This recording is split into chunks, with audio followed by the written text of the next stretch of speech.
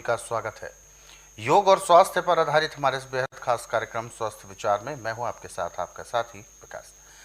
ये कार्यक्रम हम आपके लिए इसलिए भी लेकर आते हैं दर्शकों, ताकि आप अपने आप को निरोगी रखने में बहुत ज़्यादा सफल हो सके और कहीं और जाने की आपको आवश्यकता ना पड़े, आप अपना उपचार स्वयं कर सकें।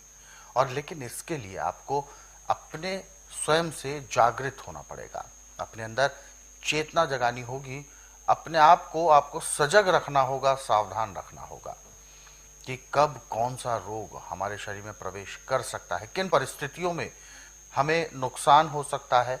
और यदि कोई सिम्टम्स आपको नज़र आते हैं, कोई लक्षण अगर आपको महसूस होते हैं, तो उसके आधार पर आप अपना उपचार स्वयं कर सकें। यही हमारे इस कार्यक्रम का मूल उद्देश्य है। और इसीलिए आप सभी को हम याद दिलाते हैं कि जब भी आप इस कार्यक्रम को देखने बैठें तो कॉपी और पेन भी साथ में ज़रूर लेकर बैठें। जो भी नुस्खे उपचार आपको बताए जाएं उनको आप लिख ज़रूर लें। तो आगे बढ़ते हैं और शुरू करते हैं आज के मुख्य विषय पर चर्चा।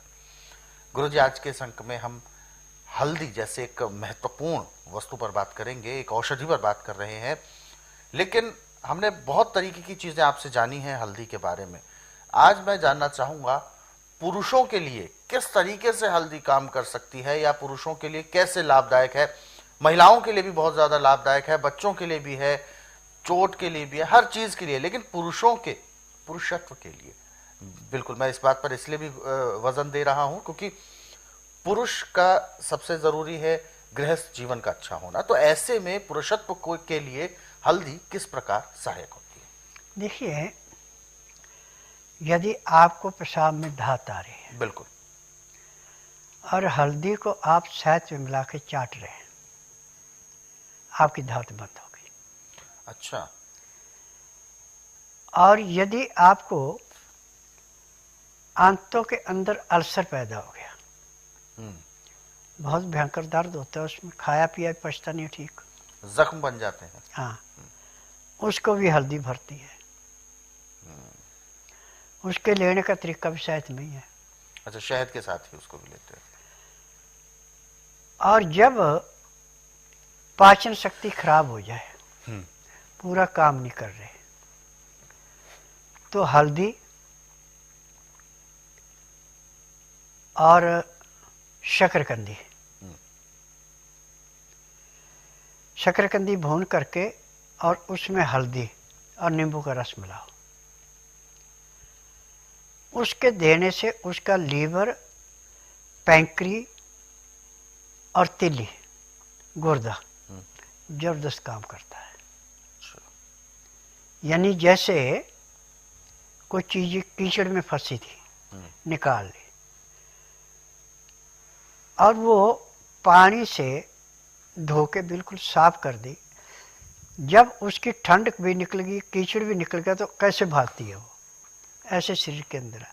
यदि आपका खून शुद्ध है, आपको बीमारी कोई नहीं है जी। जब खून के अंदर किसी किस्म का आक्रमण होता है, इन्फेक्शन होता है, तो आपको कमजोरी महसूस होती है। जिनको हमेशा शरीर में टूटा टूटा शरीर रहता है, काम करने को मन नहीं करता, आलस हो जाता है शरीर में, हल्दी को कच्ची, इसमें कच्ची हल्दी चलेगी, कद्दूकस कर लें, कद्दूकस करके उसको घी के अंदर थोड़ा फ्राई कर लें, उसके अंदर आप बिना मसाले का गुड़ मिला दें और उसके छोटे छोटे लड्डू बना लें। एक लड्डू सुबह, एक दोपहर, एक शाम को, 3 लड्डू रोज खाने। उसके खाने का तरीका है कि लड्डू आस्ता आस्ता खाते जाएं, ऊपर से गुनगुना दूध, गाय का, बकरी का या सोयाबीन का, भैंस का नहीं दूध लेना, डेयरी का दूध लेना, उसमें केमिकल मिला है। तो पहले दिन आपका जो आलस था वो खत्म हो जाएगा। जो आपको कमजोरी महसूस हो रही थी, टूटा टूटा शरीर था, उसमें भी बरस, आपका खुद मन करेगा कि मैं काम कर लूँ अब। और 15 दिन में आप 45 लड्डू खाएंगे। 45 लड्डू खाते खाते यदि आपका वजन कम था तो उसमें किलो 1.5 किलो का फर्क पड़ जाएगा। हमें शरीर में वजन चाहिए, जितने इंच लंबाई उतने किलो वजन, न उससे कम चाहिए न उससे फालतू चाहिए, वो स्वस्थ है। जिसका वजन फालतू हुआ वो भी रोगी है, जिसका कम है वो भी रोगी है। लीवर से ज़बरदस्ती काम करवाने के लिए, पैंक्री से इंसुलिन बनाने के लिए, पित्ते में तेजाब नॉर्मल रखने के लिए, गुर्दे को बिल्कुल ओवरहालिंग करने के लिए, तिल्ली से पूरा काम लेने के लिए हल्दी एक किस्म का अमृत है। तो ऐसे में हल्दी की अगर जैसे कि बात कर रहे हैं, तो ये सर्दी में लेना ज़्यादा लाभदायक है या गर्मियों में ज़्यादा लाभदायक है? गर्मी, सर्दी, बरसात कोई भी सब में लाभदायक है। परंतु कच्ची हल्दी जो आपको मिलेगी वो मिलेगी आपको दिसंबर से लेके और फरवरी तक। उसके बाद इसको उबाल के सुखा देते हैं, ज़्यादा रखते, बीज वाली को रखते हैं। बीज वाली हल्दी में ऐसा होता है जब इसमें अंकुर आना शुरू हो जाता है तो इसमें उतना लाभ नहीं होता जितना कि बिना अंकुर आए होता है, इतना फर्क पड़ता है। तो इस करके इसके जो लड्डू बनाए जाते हैं, और लड्डू बनाए जाते हैं गुड़ के अंदर और गाय के घी के अंदर। अच्छा। तो ये आप दिसंबर में बनाएंगे, आप जून जुलाई तक खा सकते हैं। जनवरी में बनाएंगे तो आप अगस्त सितंबर तक खा सकते हैं। फरवरी में खाएंगे तो आपको फिर दिसंबर तक भी चल जाएंगे।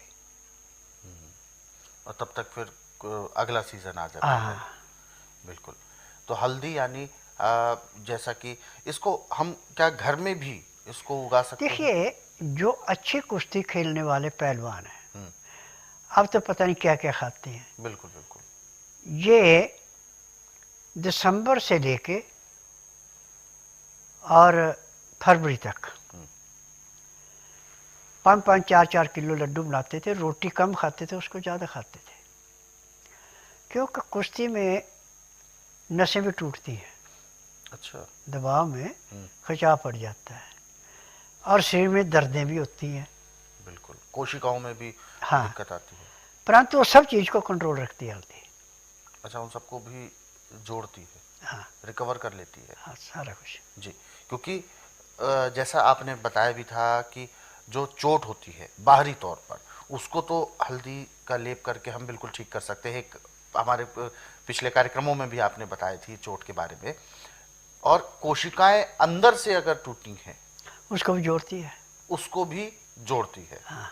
तो उसके लिए हल्दी का सेवन करना पड़ेगा। और ये कच्ची हल्दी का या वैसी नॉर्मल? नॉर्मल हल्दी जो है उसमें कच्चे की जरूरत नहीं है। अच्छा।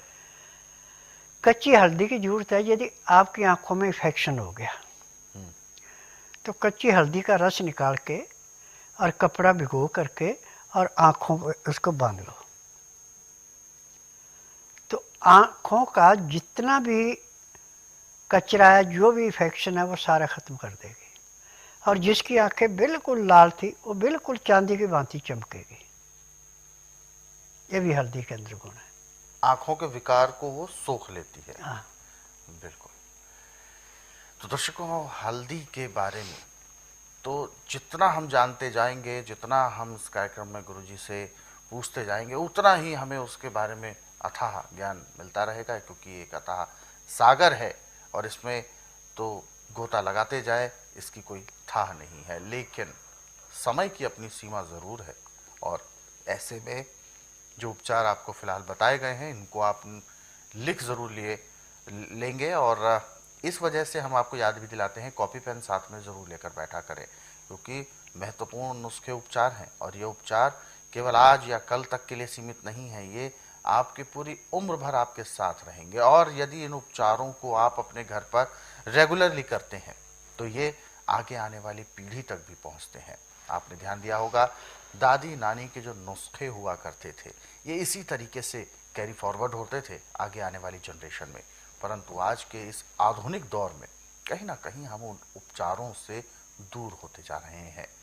शॉर्टकट और टाइम की बचत करने के लिए हम कॉस्मेटिक्स पर, केमिकल्स पर और भी कई तरीके के ऐसे आधुनिक चीज़ों पर हम डिपेंड हो गए हैं, जिसकी वजह से हम अपने उन देसी पुराने नुस्खों को भूल चुके हैं। लेकिन इस कार्यक्रम के माध्यम से उन्हीं नुस्खों की ओर हम दोबारा से लौटेंगे और यकीनन अपने आप को, अपने जीवन को हम हर प्रकार के केमिकल से मुक्त रखने का जो प्रयास है उसको जरूर सफल करेंगे। ऐसे बहुत सारे नुस्खे, बहुत सारे उपचार हैं जिनको आप स्वस्थ विचार पुस्तकों के जरिए पढ़ सकते हैं। ये पुस्तकें उन्हीं नुस्खों के लिए एक बहुत बड़ी सहयोगी आपकी हो सकती है। तो इसीलिए खास तौर पर ये पुस्तकें गृहिणियों के पास होना तो जरूरी है ही, साथ में हर परिवार में ये पुस्तकें हों, ताकि घरेलू नुस्खों को आप जान सके और जब भी कोई समस्या, कोई रोग आपके साथ हो तो आप इन पुस्तकों को पढ़ सके और उसका उपचार कर सके। पुस्तकें मंगाने के लिए आपको हेल्पलाइन नंबर पर कॉल करना है। कॉल करने का समय है सुबह 10 बजे से लेकर शाम 5 बजे के बीच। नंबर आपके टीवी स्क्रीन पर है।